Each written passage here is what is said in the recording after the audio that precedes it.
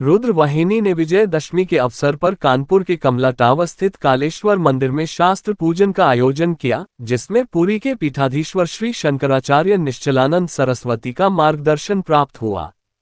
इस आयोजन में शास्त्रों की पारंपरिक विधि से पूजा की गई और माता चंडी को कुष्मांडा माता को बलि अर्पित की गई। रुद्र वाहिनी के प्रांतीय अध्यक्ष कपिल दास जायसवाल ने बताया कि इस कार्यक्रम का उद्देश्य हिंदू समाज को उनकी गौरवशाली धरोहर और आत्मरक्षा के अधिकार के प्रति जागरूक करना है। उन्होंने कहा कि वर्तमान समय में हिंदू समाज अपने अतीत को भुलाकर अहिंसा की ओर अधिक झुक गया है। इसके चलते समाज को पुनः शस्त्र और शास्त्र की शिक्षा देकर संगठित करने की आवश्यकता है, ताकि वे संविधान द्वारा प्रदत्त आत्मरक्षा के अधिकार का उपयोग कर सकें और सनातन धर्म की मान्यताओं की रक्षा करते हुए समाज की रक्षा कर सकें।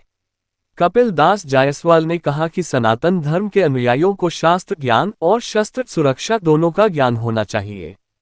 उनके अनुसार शास्त्र और शस्त्र दोनों का उपयोग मनुष्यों के कल्याण और दुष्ट प्रवृत्तियों के नाश के लिए किया जाना चाहिए, जिससे भारत को एक अखंड हिंदू राष्ट्र के रूप में स्थापित करने का संकल्प पूरा हो सके। और आज हम लोगों ने यहाँ पर पुरी शंकराचार्य जी जो है श्री निश्चलानंद जी महाभाग जी, उनके मार्गदर्शन में रुद्रवाहिनी कार्य करती है। और आज हम लोगों ने यहाँ पर शस्त्र पूजन का कार्यक्रम यहाँ पर किया है। शस्त्र पूजन का कार्यक्रम इसलिए भी किया गया है क्योंकि आज जो हिंदू समाज है दिन पर दिन शस्त्रों से दूरी बनाता जा रहा है, जबकि हमारे सनातन धर्म में शास्त्र और शस्त्र दोनों की प्रधानता है।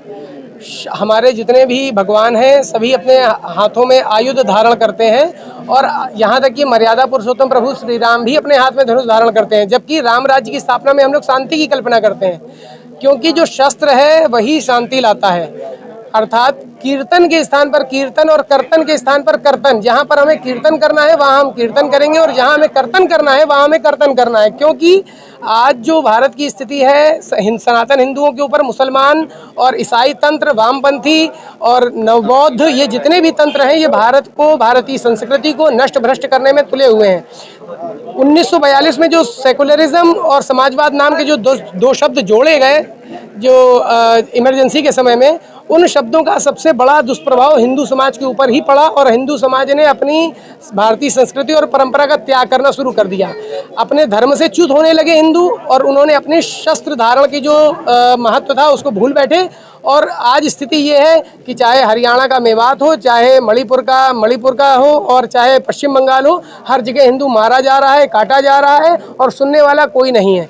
इसलिए सभी को संविधान की सीमा में रहते हुए शस्त्र धारण करना चाहिए, और इसी की जागृति के लिए आज ये शस्त्र पूजन कार्यक्रम का हम लोगों ने आयोजन किया था।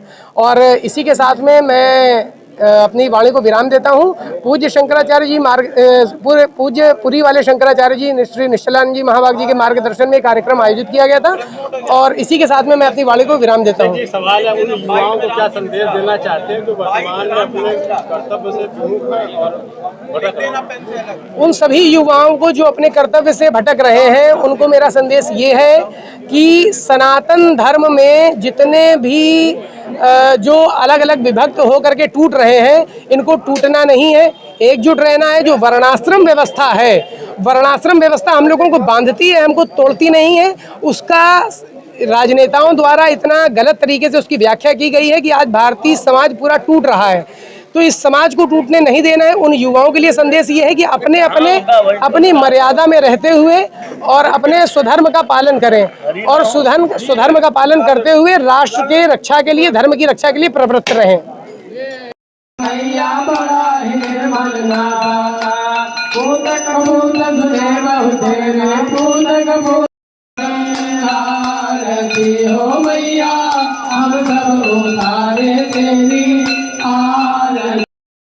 उतारे तेरी आरती, माता तेरे भक्त जनों पर भीड़ पड़ी है भारी, मैया भीड़ पड़ी है भारी। पर भारत में क्या पूरे विश्व में, क्योंकि 5 सदस्यीय एक समूह आया था पूज्य पास शंकराचार्य जी के पास।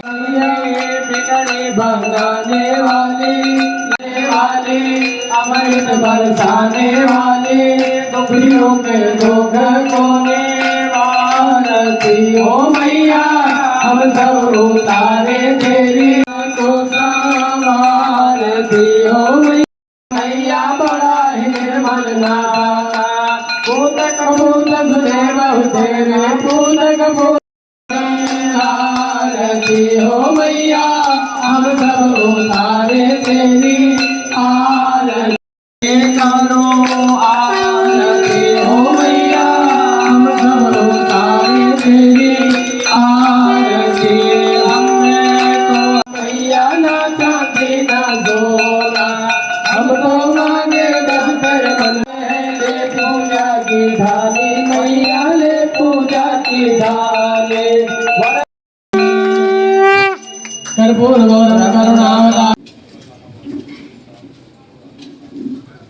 आत्मा विवंदना शिवाजी जागे थे प्रताप शिवाजी जागे थे प्रताप शिवाजी जागे थे प्रताप शिवाजी मार भगाए मुल्ले काजी मार भगाए मुल्ले काजी जागे थे प्रताप शिवाजी जागे थे प्रताप शिवाजी मार भगाए मुल्ले काजी मार भगाए मुल्ले काजी मच गई हाहाकार हिंदू जागो तो मच गई हाहाकार हिंदू जागो तो एक बार जागो तो एक बार हिंदू जागो तो एक बार हिंदू जागो तो एक बार हिंदू जागो तो जागी थी झांसी की रानी जागी थी झांसी की रानी जागी थी झांसी की रानी जागी थी झांसी की रानी प्राप्त किया।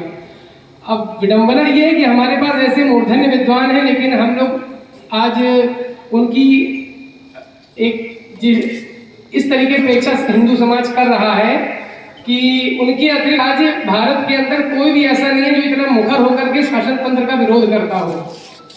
और विरोध ये शासन तंत्र का नहीं है, शासन की गलत नीतियों का विरोध है।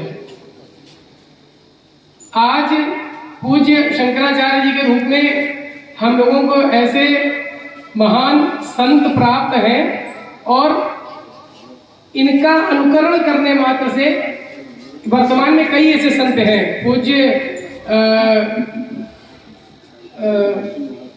राघवाचार्य जी जागो तो एक बार हिंदू जागो तो एक बार से लैस हो करके और किसी भी गंभीर समस्या का सामना कर सके। आज जो शस्त्र पूजन का उद्देश्य सिर्फ इतना है कि सभी लोग इस जन जागृति ऐसी उत्पन्न हो कि सभी लोग शस्त्र अपने अपने घरों में शस्त्रों को रखें। ये प्रदर्शन की वस्तु नहीं है, प्रदर्शन नहीं करना है हमको। ये हम जब भी ये हमारी सुरक्षा के उपाय हैं। और हमारे जो आज ये क्या प्रदान करना, अगर जल अपना धर्म त्याग दे तो जल की उपयोगिता क्या रहेगी? सूर्य यदि ताप देना बंद कर दे तो क्या सूर्य की उपयोगिता रहेगी? तो ये उसका धर्म है, वो अपने धर्म का पालन कर रहा है। अगर वो धर्म निरपेक्ष हो जाए तो उसकी उपयोगिता रहेगी ही नहीं। हम कैसे धर्म निरपेक्ष हो सकते हैं? अगर हम धर्म निरपेक्ष हो जाएंगे, ये शब्द एक गाली के समान है, लेकिन आज हम इसको धर्म निरपेक्ष में बड़ा गर्व का अनुभव कर रहे हैं। ये सेकुलरिज्म जो है ये हिंदू समाज को बिल्कुल भीतर खाया जा रहा है। आज भी अगर हिंदू समाज नहीं जागा और उसने अपने वाणिज्य के, अपने सेवा के प्रकल्पों की रक्षा, अपने छात्र धर्म की रक्षा नहीं करी, तो निश्चित रूप से इसके गंभीर परिणाम भुगतने होंगे। और आज जो हम हिंदू आबादी में बैठे हुए हैं तो हम अपने आप को सुरक्षित महसूस कर रहे हैं। यही अगर अभी यहाँ पर मुस्लिम आकर के और हमारे ऊपर अत्याचार करेगा तो सभी लोग सिर्फ शासन के ऊपर डिपेंड है, निर्भर है कि शासन हमारी रक्षा करेगा। तत्काल में कोई आपकी रक्षा करने के लिए नहीं आएगा, आपको खुद शस्त्र उठाना पड़ेगा। हमारे साथ में विडंबना ये है कि हमारे जितने भी देवी देवता हैं सभी के हाथों में आयुध हैं। भगवान श्री कृष्ण वो भी आयुध धारण करते हैं।